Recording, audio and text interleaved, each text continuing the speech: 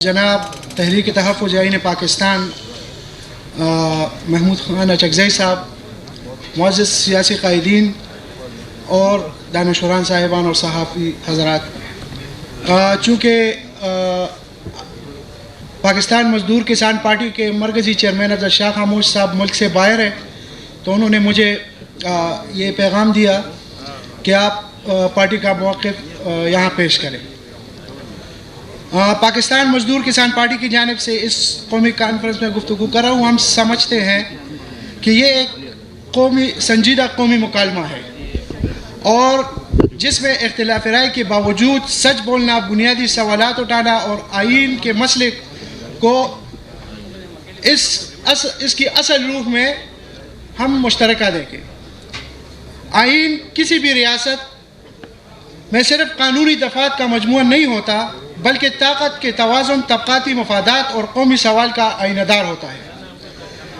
پاکستان کی تاریخ اس تل حقیقت کی گواہ ہے کہ یہاں آئین کو کبھی ایک زندہ عوامی معاہدے کے طور پر قبول نہیں کیا گیا۔ جب بھی عوامی رائے طاقتور طبقات کے مفادات سے تصادم ہوئی تو آئین کو معطل کیا گیا۔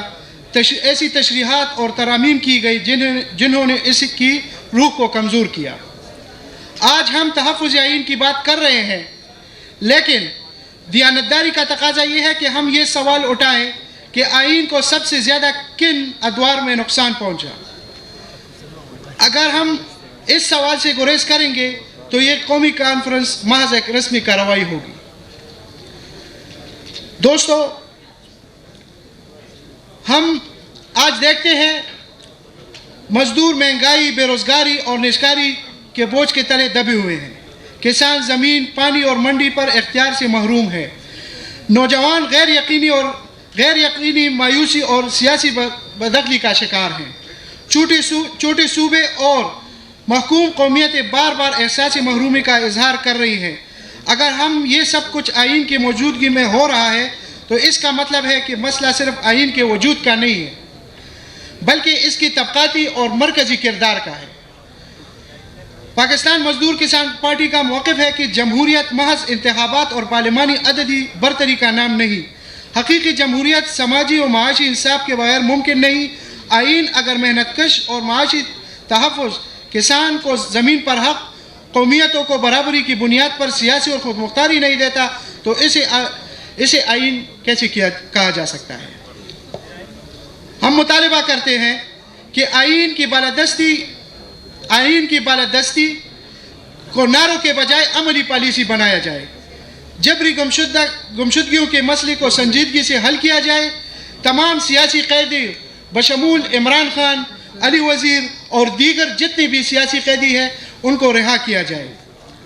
ہم یہ بات بھی کسی محض آرائی کے جذبے کے ساتھ نہیں بلکہ قومی ذمہ داری کے تحت کر رہے ہیں کہ آئین کی حفاظت صرف عدالتوں یا پارلیمان تک محدود نہیں ہو سکتی۔